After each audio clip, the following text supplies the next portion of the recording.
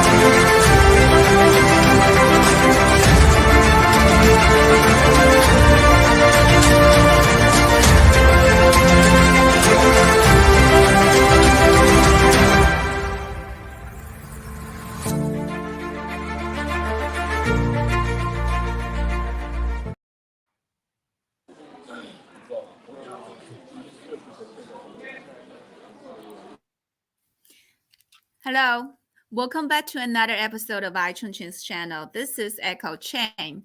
In today's live stream, we have our editor Kai Wood in Dazu Rock Carvings, a series of Chinese religious sculptures and carvings and UNESCO World Heritage Site located in Dazu District, Chongqing, China. And our friend Carl Zha in Bali Island. He is a Twitter influencer who was born in Chongqing.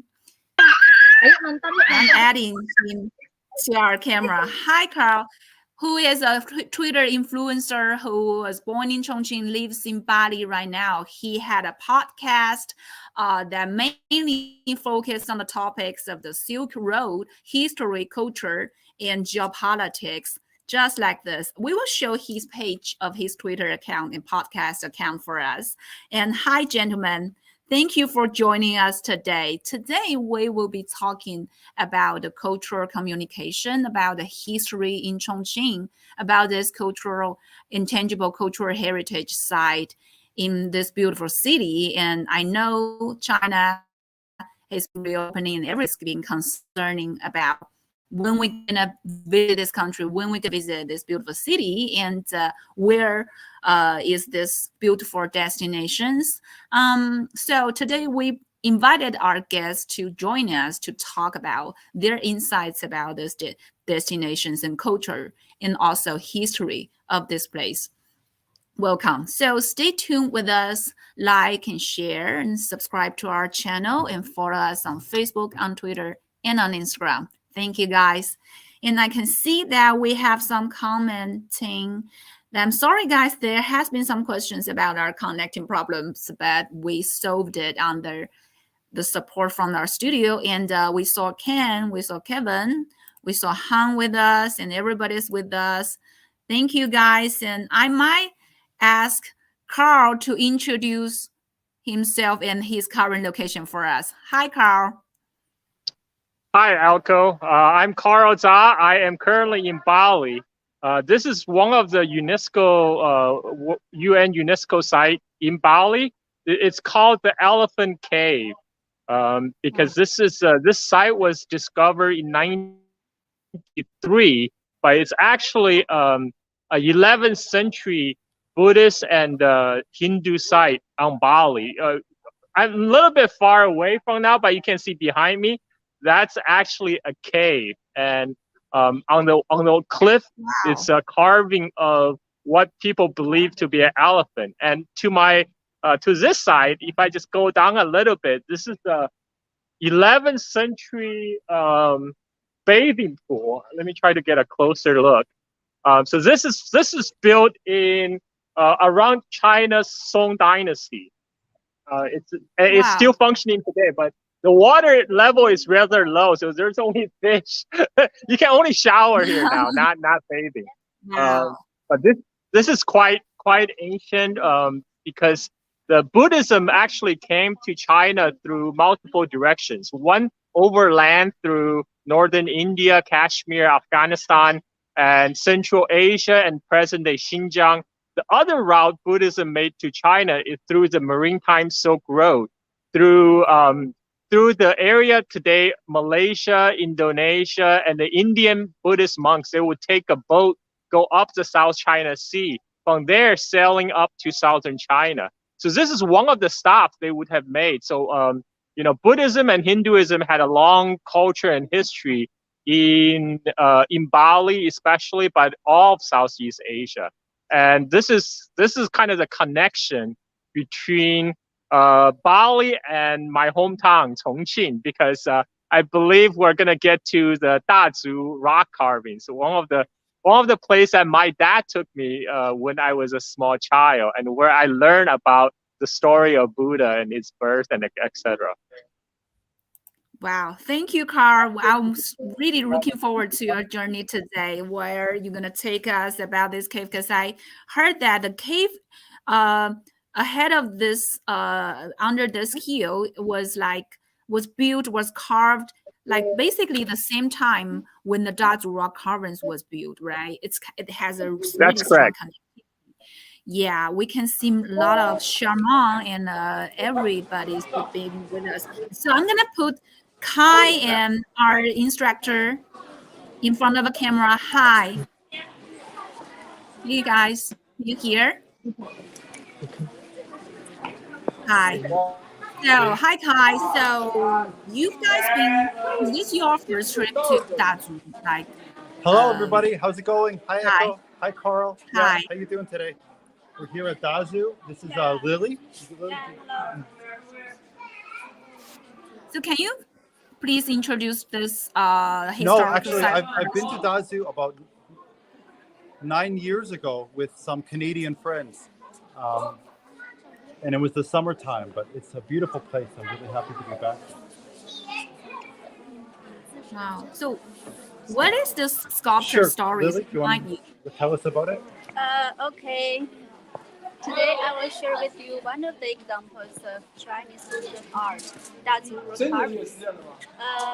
Actually, Dazu literally means big feet. So when people come to visit this place, they will ask me a question. Why are you called your country big feet? Yeah, is that because people live here with big feet, or there is a pair of big footprints involved in mountains and areas? But actually, both are wrong. So what is it? Dazu means richness according to the official documents. That means people lived here, warm and fed. So they have enough money to do the statues. So they believe they can receive the blessings from the Abundance, yeah. Yes, from the beautiful deities, from the Buddhas. Wonderful. Yeah, and Dazu is a beautiful county located in the west of Chongqing. It covers about 1,500 square kilometers, and total population more than 1 million people. And here it was well known by the rock carvings. So here I have to tell you, Dazu rock carvings mainly refers to all the statues, caves, inscriptions in Dazu County. It has 111 sites, widely distributed in Dazu County. In 1999, it was listed in the World Heritage Site, represented by 5 sites. Now we are involved in mountain rock carvings, the biggest one and the best preserved one. It was carved between 1174 to 1252, later Song Dynasty, also in Song Dynasty. Yes, and when we talk about Buddhism art, we will think about Zhonghuang Mogao grottos, Yungang grottos, Dongmen grottos. Those famous caves are located in the north of China along the Silk Road, and they are we are commonly called them dedicational caves, and they are basically commissioned by the royal family, powerful man, richful man. But this one just donated by the ordinary people. Yeah, they spend a lot of money to build this kind of statues, and this one is slightly later than north of China, and this is more like a theme park. When the people come to visit, they can have a general idea what is the Buddhism is about, what's the matter to their life. Yeah, something like that. That's wonderful. Yeah. You want to take us through a little trip of some of these, the greatest hits of Dazu? Some of the greatest hits, your favorite ones? maybe let's start from this one. Sure. Yeah. Maybe. Let's follow.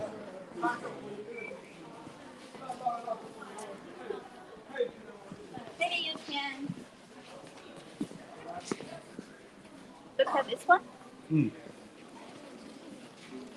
Look at this one. This one is very special. The first group, you have to take the biggest one with the golden face. Up top. Yeah. Yeah, as the center of this whole group. Look carefully. The biggest one with the golden face. Has appearance not a Buddha. See? Not a Buddha. It's a southern Song gentry. But he represents. I have a question. Okay, Kai. Okay, Kai, I have a question. If you can hear,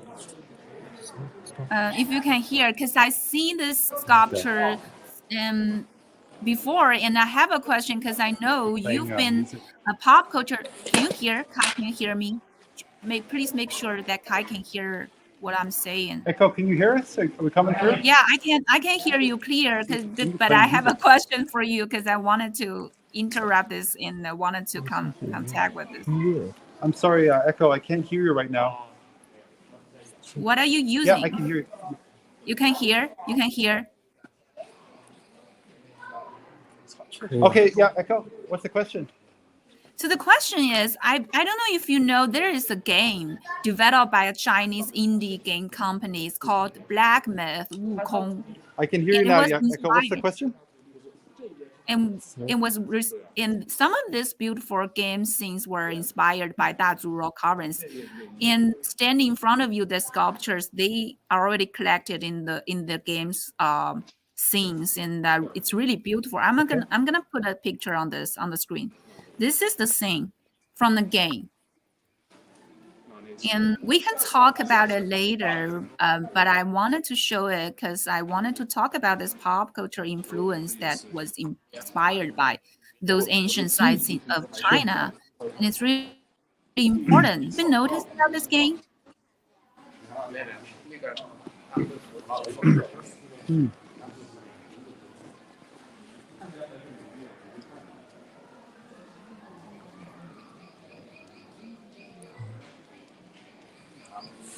No, I haven't had. I've been actually really busy writing a couple of books. I haven't had a chance to play, but send me the link. I'll check it out. I love.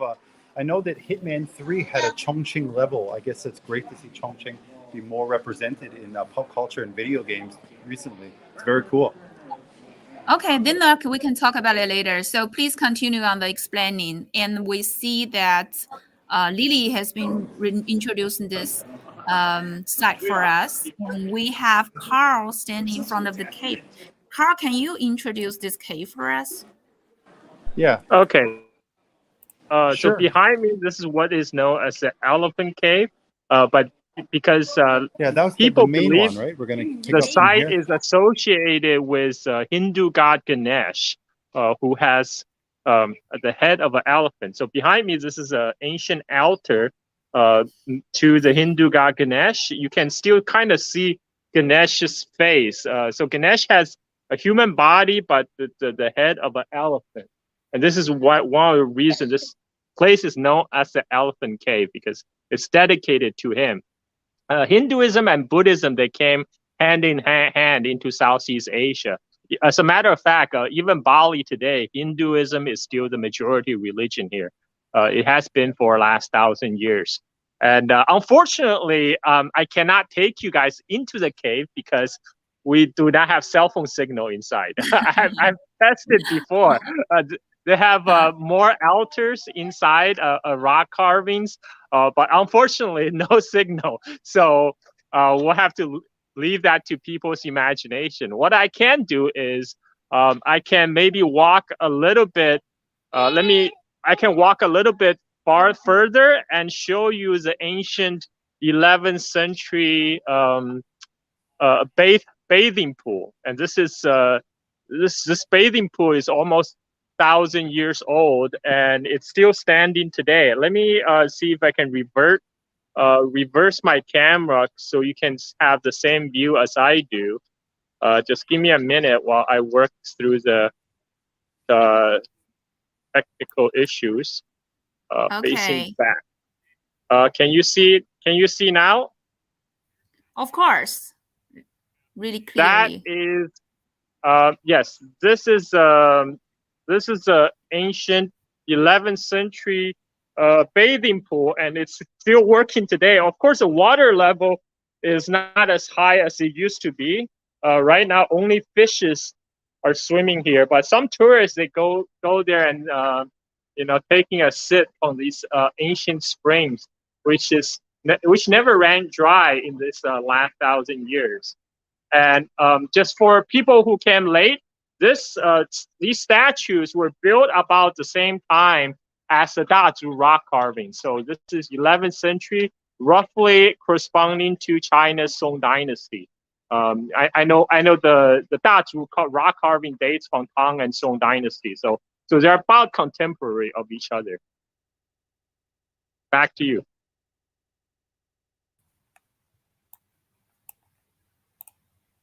Thank you, Carl. It's really a beautiful pearl, and it's really ancient, and we can see those time prints on those relics, and it's really beautiful. And get back to Kai and Lily. Hi, please continuing about this introduction. Thank you. 在生活中不小心父母和同学有 Hi, Kai, can you hear? 真爷奶奶的。 Hello, everyone. Hello. Hi. Sure. Do you want to tell us a little more about this? Okay, maybe from this direction, we can make the audience to see this one. Yeah. Yeah, I can hear you. There's just a delay, but once we get started, it'll be okay, I think. So this is very interesting one. This is the hell. See? Hell. This is the tortures. Yeah. Wow. Yeah. Looks scary, right? That means if they don't follow the Buddhist teaching, their life and their next life will end it in the hell. Yeah. So the hell underground of afterlife is one of the greatest contribution to Chinese culture. Before the Buddhism came to China, Chinese society also had the idea about the underground of afterlife. After the arrival of Buddhism, it was created a very dominant hell, just like this. So you can see the biggest one, so maybe this direction. So the biggest one is the King of the Hell. Yeah, King of the Hell. Most impressive one. Oh, sorry. And you can see many people sitting in a row, right? The different Buddhas? They are just like judges. Judges. Yes, just like the Chinese officials. This is another feature of Chinese religion. So religions tends to be influenced by the Chinese bureaucracy. Yeah, everything designed as a part of bureaucracy. You can see the close connection. And there are two methods to do the measurement. Over there is a mirror. You see, over there. It's a circle-like mirror. See, got it? Just like a mirror on the wall. Oh, wow. Tell me what the bad guy had done in the past life. Interesting. Yeah, this is the mirror. And another one, a balance. This direction. See, a hook over there. So many stories. Yeah. So many stories. So rest two rows are different tortures. In Buddhism, there are many forbiddens. Just like don't kill animal, don't drink alcohol, something like that. But let me show you the very interesting one. This one, see? The beautiful lady who is fed chicken. This is the masterpiece of Dazu Rock Carvings. Wow. In 1988, China Post Office issued 4 stamps. This is one of it. And most importantly, this one is the, remarkable one. It's the Chinese face. Buddhism started from the ancient India. So you can see the earlier statues looks more like foreign face. But this one, totally Chinese one. So it's the totally Sinicization of Buddhism. Yeah. It's very interesting. Yes. How does it, you mentioned the heat in Chongqing is quite damaging in the summer. So could you talk a little bit about the restoration and how that is now?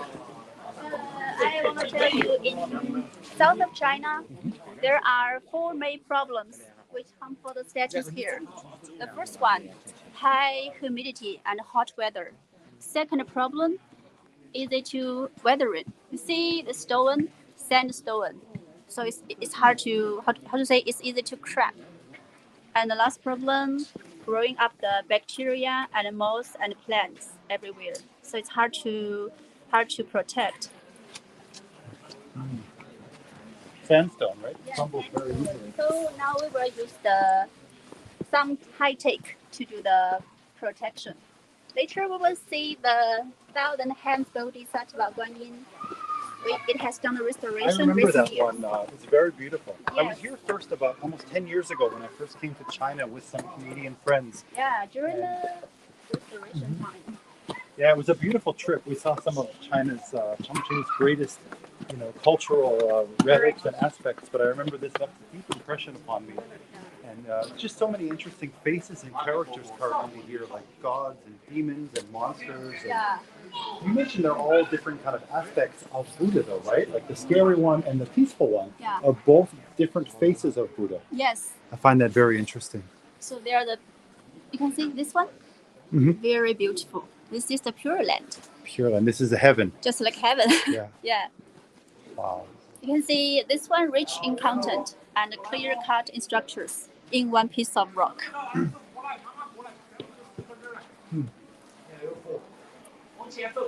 And you know why we call it Western Pure Land? Why?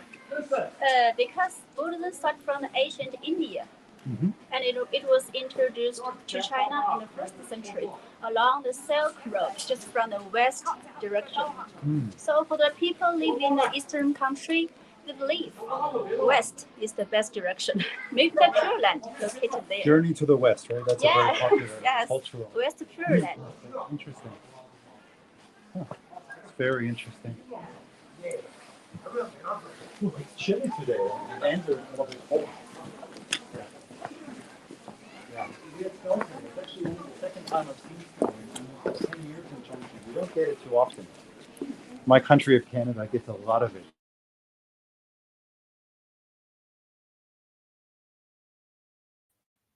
Hi, Carl. Can you hear? I can see that you are showing us a pavilion or something. Is that a little place to worship the god or something? This is a Hindu shrine, a Balinese Hindu shrine, and guarding the approach to the shrine, this is a traditional Balinese dragon. And you can see it's a little bit different from the Chinese dragons. The Balinese dragon usually wears a crown, and it's very fierce looking because they're temple guardians, so they have to be very, very fierce. And the same applies to the guard. There's another statue of the Hindu god Ganesh. The Ganesh's big elephant ear have already fell off through the years, but you can still tell it's an elephant. And this is the reason why this cave is known as the Elephant Cave. The face of the cave, again, is a very fierce guardian who is supposed to ward off the evil spirits. This is another very fierce guardian from the 11th century, even though it has gone through the years. But because Hinduism is still a living practice religion here, so people still make their offering here every day to this guardian of the temple. Wow. So I have a question. Wow, it's kind of scary, but I sort of feeling intimidated by those sculptures. I think it might be the function of the sculptures. Yes, to make they're you feel supposed to some be kind scary. of a fear. And Yes, I have a question supposed- for Carl, because I know you've been started on this podcast project. Can you hear? Can you hear, mommy? Because I've seen some connecting problems. I can hear you fine, loud and clear. Okay, so we haven't been connecting since last year. It's been so long. So can you share something about your life in Bali? Also, how does your podcast go? Because Lily has been sharing this idea, the concept from Dazu Rock Carvings about in Buddhism, people used to believe that Western line is the pure line, is the heaven line, and some of the cultures were passed from the Silk Road. And I know the Silk Road is one important theme for your podcast. How did you get started on this project about the Silk Road? Well, I'm glad you asked, Eiko, because I just love about Chinese history and culture. And I wanted to share my love for the Chinese history and culture to the world. And another thing I love is to make the connection about the cultural exchanges between China and surrounding regions. And that's why I always have a passion for the Silk Road. And because it's on the Silk Road, a lot of these cultural exchange happen, religion, ideas, people. Like where I am right now, Bali has a traditional tie with China. It has the cultural exchange goes back to thousands of years. As I mentioned before, one of the route Buddhism made to China is through the Maritime Silk Road, through South China Sea, traveling up to China. And you can see a lot of similarities even in the Balinese architecture and the Chinese architecture, because they have shared heritage. But of course, there's also very uniqueness that marks it as Balinese. And in fact, the Balinese legend, they have a famous legend about a Balinese king who married a Chinese princess, and their marriage is celebrated every year in songs and dance and religious ceremonies. In fact, on the Chinese New Year, the coming Chinese New Year, I plan to take my family to a temple nearby that's dedicated to her memory. And so this is a well-known story on Bali about the Balinese king who married a Chinese princess. And we're going to go make offering on the Chinese New Year day. And right now, what you see in front of here is a traditional Balinese temple gate. It's very, it's always in this style. It's very unique. And the yellow and the white, that's to mark this as a sacred spot. It's a sacred entrance, because this whole area is a holy site. So, and as I mentioned, people today still make offering on a daily basis. I don't know if I answered your question. I kind of ramble on a little bit. You've been answered this question perfectly, because I've always noticed that you've been creating content about the Silk Road and also the history in China and the ancient surrounding areas, about the ancient areas. And I know it's been really, it's really fun to tell stories about these countries and those areas, because it's been a long-term history for those sites. And the gate is really important, because we've made those gates on our poster, on our thumbnails, and I always want to know what is so special about this gate. It's so beautiful, and it's so typical to show the character of this island. And now you explain it to us, and we know that's the typical temple gate. And thank you for introducing us of that. And I'll get back to Kai, because he is already in this really, really famous spot. It's the Sleeping Buddha. Hi, Kai. Hi. Hi, can you hear? Hi, Kai, can you hear? Hey, Echo. I'm here at the Sleeping Buddha, yeah. Okay. So, I can see that you are sitting, you are standing in front of this famous Sleeping Buddha sculpture. And I know you cannot hear me really, really, really clearly, but it's okay. That's still want you to talk about your inspiration, about your book. I know, these sculptures are telling stories about people's fantasy about their gods. So how would you define fantasy and the benefit of it to adults? I mean, you are writing stories, nonfiction books, that's your inspiration, your works. And I want to know your idea about this.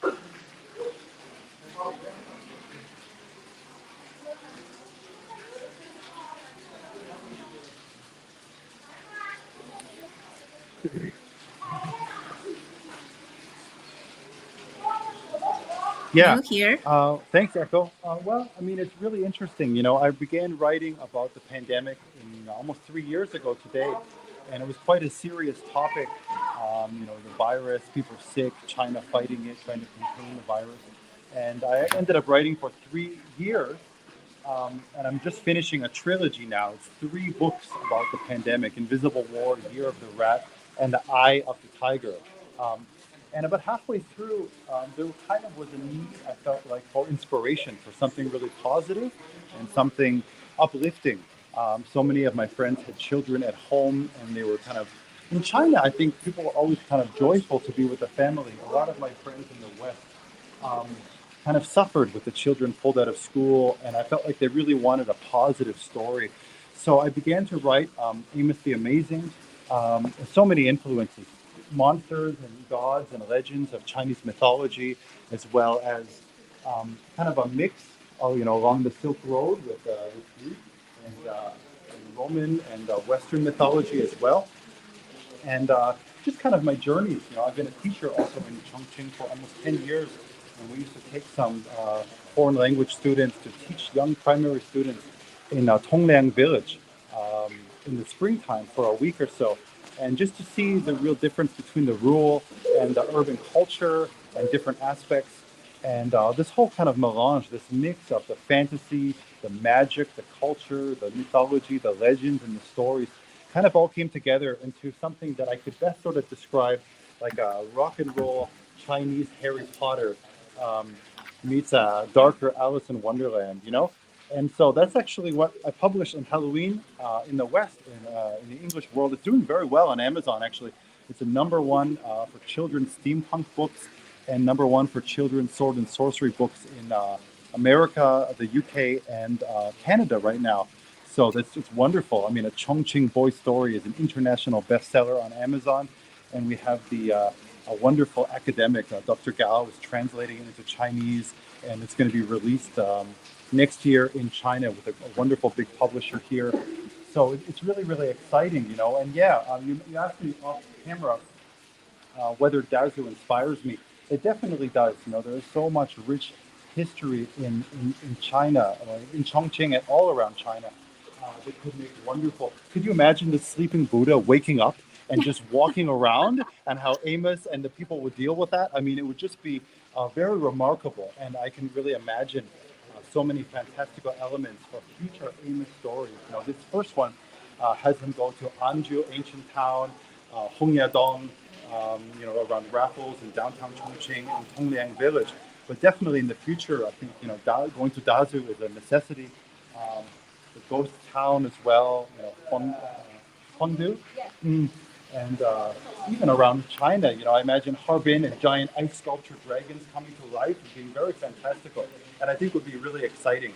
Whenever I write, I try to write with a cinematic mind so that I hope someone will pick it up one day and just say this would be a wonderful movie. And all of it is really exciting, just as an opportunity to share Chongqing culture with the world, Chinese culture, moral and values.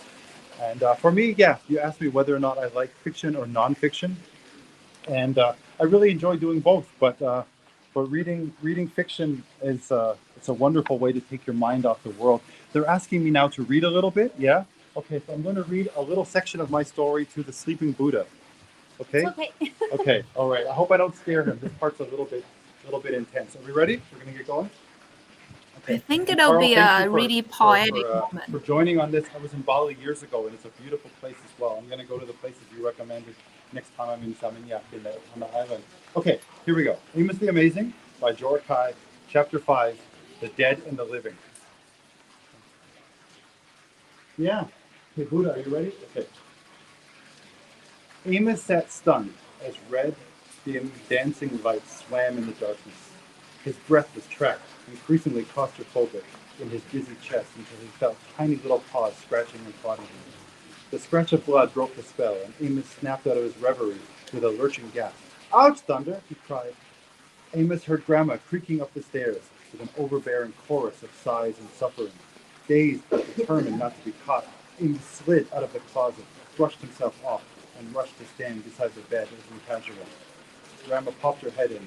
"You didn't shower," she scolded. "It's been half an hour already. What were you doing?" Her eyes scanned the room and returned to him, lingering on the fresh cat scratches on his legs. Amos glanced around guiltily, but Thunder was nowhere to be seen. "It's dinner time. Hurry up!" With eye rolls of impetuous fury, Amos stormed off to the bathroom. Amos showered, changed into his pajamas and bunny slippers, and stomped to the kitchen. His feet knew the way, but Amos drifted in the snow globe of his imagination. The nook was real. It was real. It had whooshed open, and something was back there in the darkness. Could what he had dreamt been real?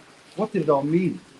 Downstairs, the kitchen table was laid out in a delicious hot feast. Plates of vegetables and meats of all colors, shapes, and sizes layered the table around the central steaming, spicy pot of bubbling, broiling red chili oil. Amos sat down, grabbed his chopsticks, and went fishing inside. After all the exercise and sun he had gotten today, and after his nook stupor daydreams, he was light-hearted, exhausted, and humiliated. Still, the food was so delicious and spicy, it rejuvenated him with the magic of ghost peppers, the secret of Chongqing spice. Still, his thoughts wandered past the closet into the abyss. Amos wolfed down bowls of crunchy lotus root, slices of tripe that looked like old dish towels, and spicy hot beef strips. Thanks, Grandma, Amos said. A tired smile jerked the corners of his mouth into a rictus grin. Grandma, for her part, let him eat as fast as he wanted and didn't complain when he ran upstairs after dinner. His pounding heart jackhammered in his ears as he crept into the murky closet and felt for the hidden place. He reached in with both hands, jamming one finger into something wooden and hard. The trunk! He dragged it out into the dim evening gloom of his papa's childhood room and shoved open the latch. Amos gasped, his trepidation forgotten, as the trunk creaked open stiffly. Dusty air puffed into his face, and a shimmering glint of metal caught in the moonlight. He unwrapped a necklace that held a ring and a pendant, both marked with the triple swirls of what looked like interconnected trees, and slipped it over his head. There was something else, a piece of paper folded in half. He opened it, examining the flowing script, unlike anything he'd ever seen. A portent? A mystery? A conundrum. He slipped it into his pocket. He shook the silken fabric in circles, and dancing dirt devils fluttered around the room until the cloak was simply dusty, not dust-caked. With a flourish, he slipped the silken red robe over his head. Something changed with the sound in the room and how he perceived it. It took a moment to realize that his heart wasn't pounding anymore. It was like everything, his breathing, his heart, and time and space itself had slowed down. Calmly, he tiptoed to the hallway stairs and listened. Grandma was cleaning up after dinner. If only I could creep down the stairs as silent as a caterpillar, Amos thought, squinting in concentration. When he opened them, he was already at the bottom of the stairs. He peered around in surprise. How did I do that? Grandma snuck towards the door, but there was no sign of Thunder or Rufus. Grandma hummed as she washed up after dinner, the contented sound of family life. For a moment, Amos froze at the doorway. The hot pot had warmed his belly and washed away some of the indignity of the day. He could picture himself turning around, going to help her put away dishes, and an easy conversation of evening chatter. In another world, there was an Amos with no notions of skulking around in a dusty old cloak. Then he blushed, embarrassed at himself, for he was a boy of 12, a prime age for skulking. Whatever, he said, and prepared to skulk hard. If you want something you've never had, you have to do something you've never done. He turned the handle carefully, opening the door without making a creak. Thunder slipped by his feet and out the door, and Amos padded quickly behind. Outside, Thunder hopped down the way toward the forest. A rusty red moon above was fat and full. Amos whistled at the blood moon as the air pulled him away into the vacuum of night, and then came the crack as the heavens split asunder. It had been warm, and the ground was dry, but a single drop of cool rain slipped down the back of his neck. Thunder followed around a sweet-smelling lavender hill around the bend. Amos loved his new cloak, light and sleek, and as the rain softly drizzled, he pulled the hood up around his head. Thunder chased a butterfly into a bush and soon hopped out the other side, and they were together again. Lightning exploded in the sky, and the night cracked all around them like an exploding cannon. He barely managed to stay on his muddy feet. Thunder flew through the air and caught the lovely many-colored butterfly under one paw. Moments later, raising a paw to examine it, the butterfly took off again, off the path and into the trees. Thunder bolted after it. Amos followed, racing down a slippery slope, and came to rest next to a large tree stump under the protective canopy of foliage. His necklace twinkled silvery, faintly humming with power in the moonlight, and Amos could feel the hair on the back of his neck stand on end. The barrier between his imagination and the unknown blurred as secretive and stealthy things crept. Amos heard a chittering all around him in the darkness. A glowing eyes appeared, like in his dreams. Suddenly, Amos found himself entirely lost in the dark woods, far from home. Under the canopy of trees, the fresh air was infused with the fragrance of pine and lavender flowers. Amos didn't know that he had stopped exactly over the 8th Stone Age cultural site discovered in China, dating back more than 20,000 years along the Bachuan River. They had been full of ancient, beautiful, and almost mystical bronze dragon lanterns, and an entire host of ceremonial stone warriors, a little terracotta army. He only knew that as rays of moonlight reflected in the large puddle, revealing pools of glowing, milky orbs, he was not alone. Some said the old Tongliang Mig tombs were haunted or a thinner barrier to neighboring magical worlds. Right now, all Amos knew was that the many eyes that watched him in the gloom were not of Tongliang, not of this earth, and somehow, as his necklace began to hum with hidden power, Amos knew it was all his fault. Thunder began to growl, a low guttural sound, as the singing cicadas caterwauled all around him. The milky orbs scattered with a low chittering, and it grew darker. A nebulous green fog rolled around his feet, and Thunder hissed and sprang away, leaving him all alone. Amos held his breath, hoping it would soon pass, rammed his eyes closed, and counted back from 10. When he opened them, his heart skipped a beat as he gazed into the mercurial amber eyes from his nightmares. A sly, slinky red fox padded toward him, and a shiver ran down Amos's spine. Its beak nose touched his, rows of razor-sharp fangs slavered. The fox spirit spoke with a terrible voice that grated his nerves, rooted in a petrified stupor. "Hello, boy. I've been looking everywhere for you." Amos froze, his breath caught in his chest. Who are you?" "I am the gloom, foolish boy. I am the crack in your light. I am the hungry wolf come home for dinner. You couldn't resist playing with your toys, could you? And here I am to eat your foolish soul." The Holy Jing lifted its head back to laugh with a terrible, callous coldness as tears leaked down Amos's cheeks and dripped from his glasses. The boy who always got away finally knew what it was like to be completely without hope. The fox curled up around Amos, inhaling him like a fine perfume. Its 9 shadowy tails fanned out around him like the bars of a prison cell. Amos was trapped in the clutches of a Holy Jing, a fox spirit trickster. He now knew the demons were real, and the boy's mind, stretched to his limit, suddenly snapped. The force was silent, and time dripped like sweat from his brow. The fox licked his lips, savoring his fear, and it occurred to Amos that there could be something worse than death. It pressed its nose against the boy's cheek with a salty tear falling from his eyes. A long, scratchy sandpaper tongue licked the side of his face, leaving a sticky, cloudy residue across his glasses. It was at that moment when the fox spirit brushed against the silver world tree pendant that Amos felt their spirits intermingle. It was a strange coupling of the fox's joy and his fear. The trickster reeled back and sniffed at the boy's neck. "You're not the boy." "Not exactly. From here, but not entirely." "How peculiar." "A strange one with a strange smell, covered in trinkets you know nothing about." The fox whispered. It sniffed again curiously. "But you'll do, won't you?" The fox inhaled him like a delicious meal. "Yes, you'll do."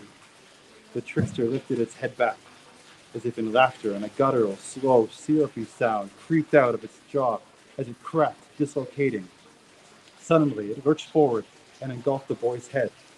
Amos shivered as a numbing tingle spread through him. Slack-jawed, tears-rimmed, his spectacles eyed, and the vicious, ice-cold, burning pain spread quickly out from his chest cavity to his extremities. Amos felt some essence, the he part of him, leaking into the trickster's hungry mouth.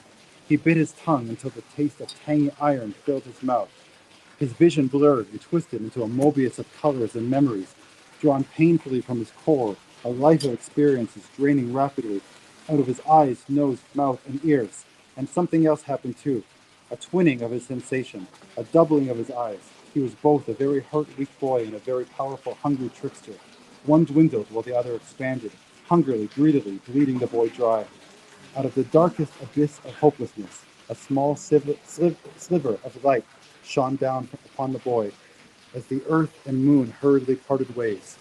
feeding, sucking the soul from the boy, the trickster barely registered a blur of white fur soaring through the air until it collided with an astonishing force that left the trickster blinded.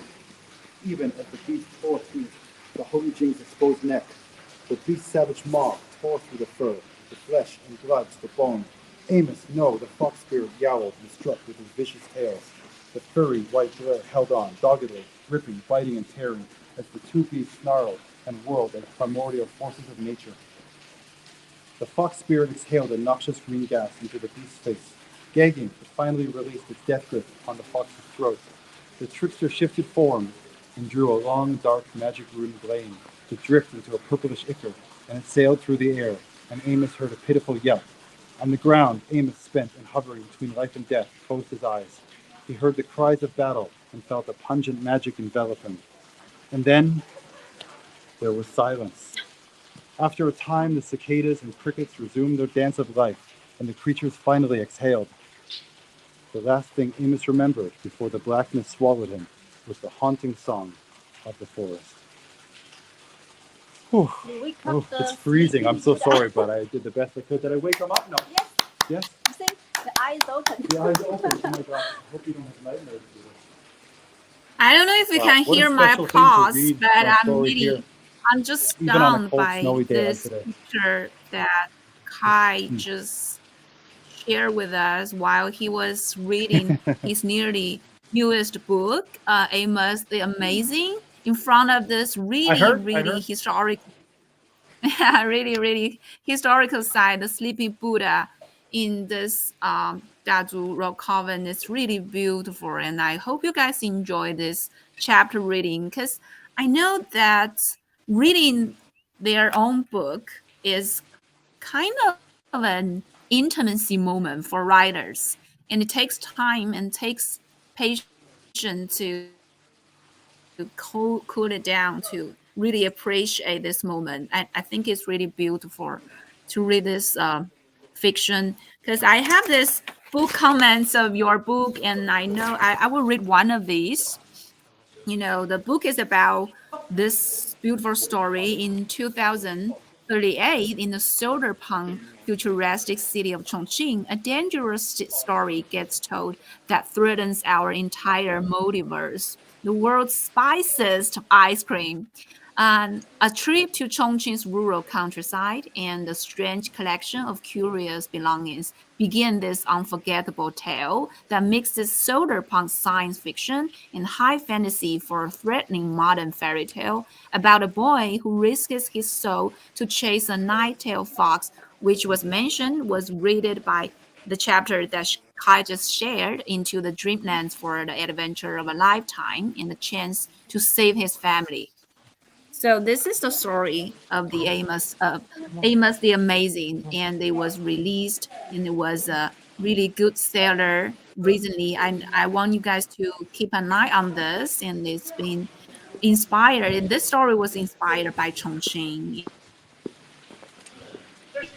and it was written by Kai Wood. Appreciate that, Kai, and some of our audience are still expectation about this introduction of the Dazu Rock Carvings, but I want you guys to know that it's about the ending of our show, and Lily and Kai is heading to our last destination, the Thousand Hands Buddha. I hope you guys enjoy this instruction, okay? Because this is the last destination. Hi, Lily. Can you introduce this for us?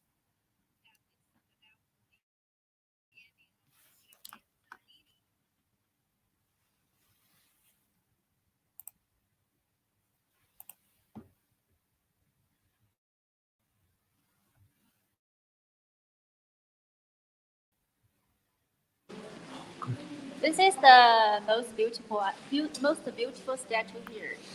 You know, in a special day, many people will come in here to pilgrimage and worship. But when you look at this one at first sight, you may think it's a modern one, right? Because it looks shiny. But you have to take this one dating back to the same time when the whole statues were built. But it has done a restoration recent years. The restoration project started from 2008 to 2015. It's a big project. But firstly, let's talk about its beauty. So look at this beautiful garden of the Sakura Guanyin.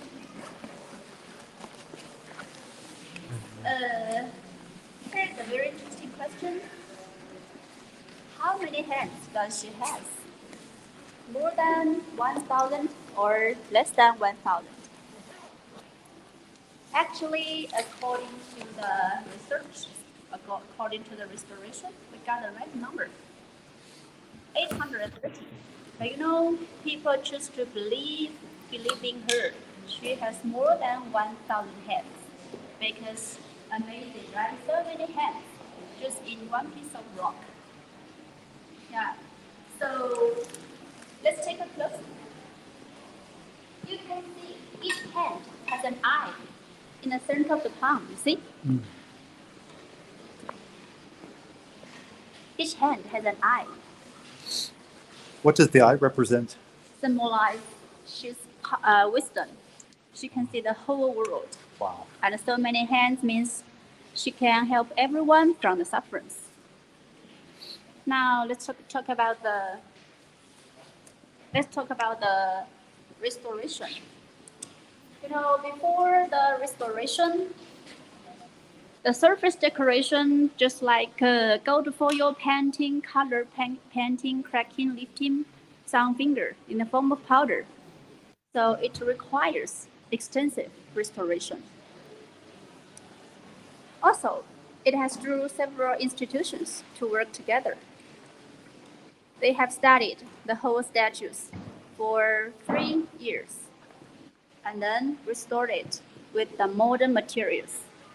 So when you look at the result of the restoration, you may think it looks slightly different than the original look. To be honest, most of us prefer the original look. But how to say, it's hard to maintain. And there is a struggle between the restoration and protection. So I choose to believe this is their best choice to do the restoration like this. So this is the most beautiful statue here, and also the most popular one here. It's beautiful. You know, right now, there's a huge controversy of the real human art versus AI art. Have you heard much about it? Because it's artificial intelligence. Paintings and art, it can be quite interesting sometimes, and some real artists feel threatened and not so happy with it. But one thing AI art cannot do is hands. AI is terrible at painting hands. And I feel like this would be impossible by artificial intelligence. This is a human hand craftsman. Yes, so, and more importantly, in one piece of rock. It's incredible, unbelievable how they planned that and executed that. Yes. What year was this made? More or less, do we know? What? When was this sculpted originally? You mean originally? Just the same time like we said before. About 800 years. Yes. Wow. But now it looks shining because of the restoration project. Beautiful. Very beautiful. Incredible. So people come to visit this place. They also pray in here. Yeah. I got a little pray when you were explaining. Yeah. Okay, I have one question for our guest today. And we know that the Dazu Rock Carvings and also this beautiful Buddhism sites, the in Indonesia religion culture site that Carl just shared with us.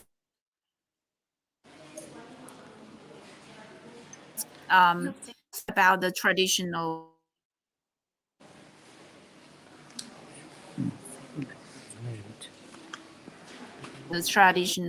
culture in your experience. Do you have anything to share?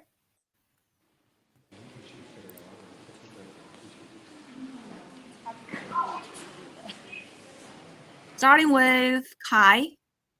Mm-hmm.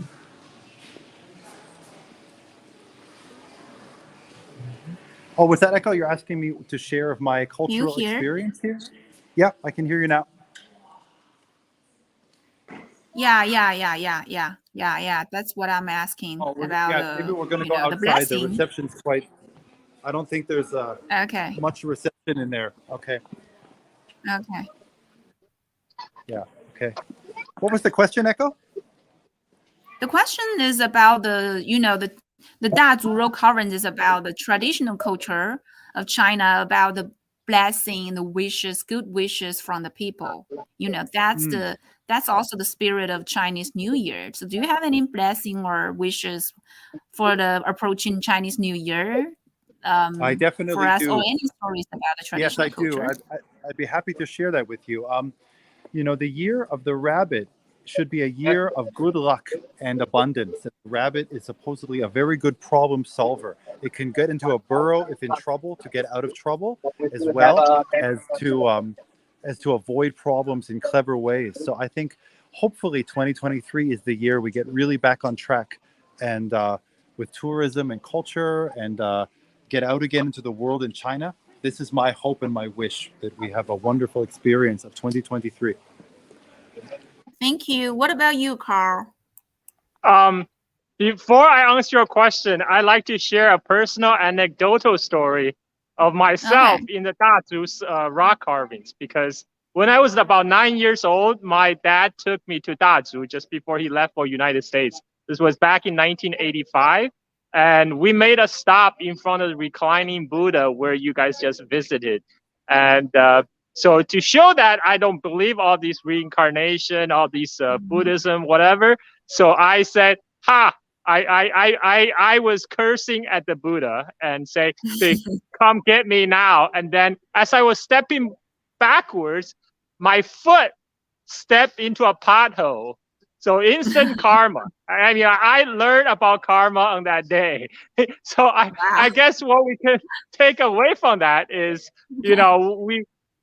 when we speak, we should be considerate and hopefully speak with goodwill. And this is my wish for the incoming Chinese New Year of Rabbit, is that goodwill to everybody, everyone. I hope everyone. I know the past 3 years has been tough for many people around the world and in China because of pandemic.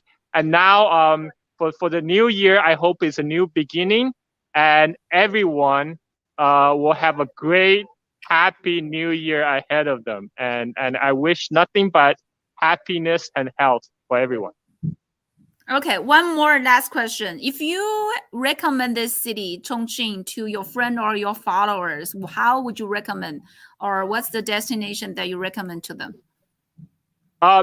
It should be on your bucket list, because Chongqing is like no other cities in China. It's very unique. It's a city built in the mountains. Some people describe it as a truly three-dimensional city. You have to see it to believe it. I mean, like people can see the viral videos of Chongqing described as cyberpunk, as etc. But it's at the moment when you set foot inside the city, taking in all the sight, breathing in the aroma of the special Chongqing cooking, and that is when you are really living. And I highly recommend everyone, if you haven't been to Chongqing, make it on your bucket list. Go visit Chongqing. And I hope you love spicy food, because Chongqing is all about spicy food.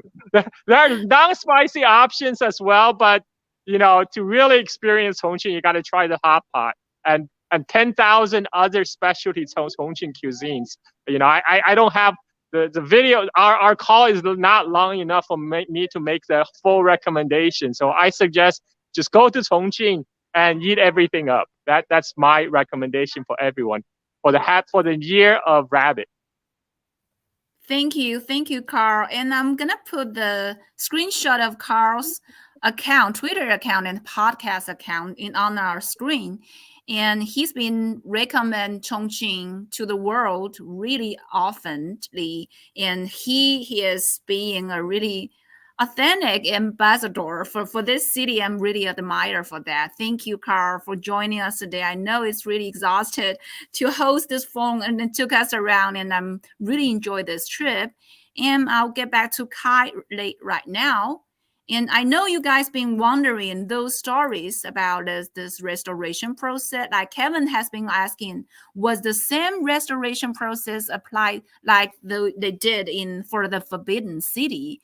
They must be asking about the Thousand Hands Buddha, because we know the restoration work of the Buddha is really huge, and it takes time, takes money, it takes humans' efforts and high technology applied on this. But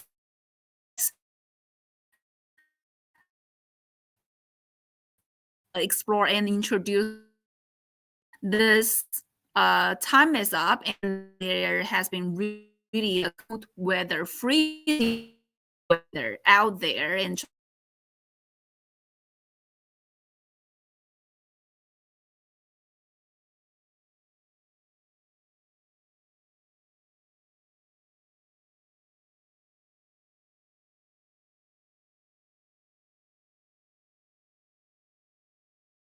again. There will be live streaming about this sculptures, about the stories, about the restoration project, and everything around it. There will be a series of live stream show to report this live Dazu Rock Carvings, not just the Baoding area, but also the Beishan area, Shanshan area, and the other areas around, including the museums there. So it's gonna be a really promising trip that you guys can enjoy with.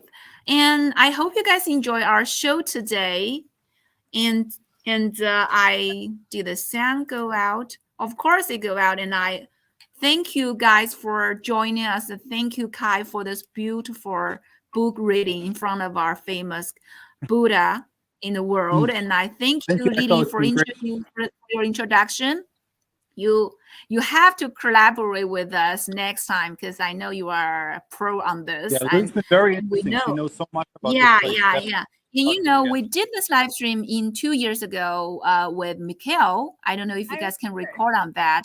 Yeah, I was there with Mikhail, and Lily was there, and she's been really, really professional about this, and I'm really thankful for that. I know our audience has been waiting for her next episode of this Dazu Rock Carving live streaming show. So keep an eye on this, and hope you guys enjoyed our show. And I have to mention that as long as we keep this tourism industry reopening to the world, there will be more tourists coming up from the nation, also the overseas. So we are really looking forward to get more people to understand China, to understand Chongqing, especially understand the Dazu Rock Carvings. We call it the last treasure of the humans' history or humans' culture. There's a name on that. I don't think it's bragging. I think it's true, because it has connected with this latest history and stories of the Buddhism, the Taoism, and Confucianism of China. So it's really a culture combination, a culture poll for us to know, to explore. So stay tuned with us. There will be more content about it coming up. Okay, so keep liking and sharing and subscribing to support us. I'll see you guys next time. Thank you. Bye. Bye. Bye, guys. Bye, guys. Bye, Carl. Good Bye, work. Eiko. See you. Bye. See you. Bye.